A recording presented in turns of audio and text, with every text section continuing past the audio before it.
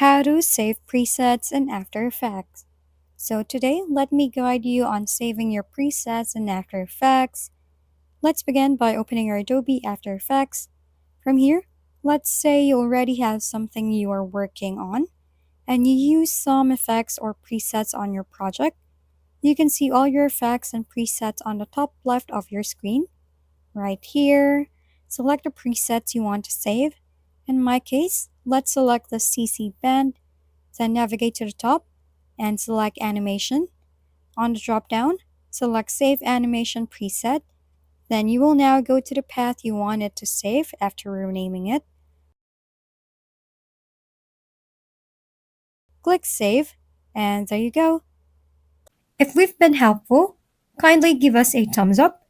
And don't forget to hit the subscribe and bell button for more contents. For any questions and suggestions, comment down below.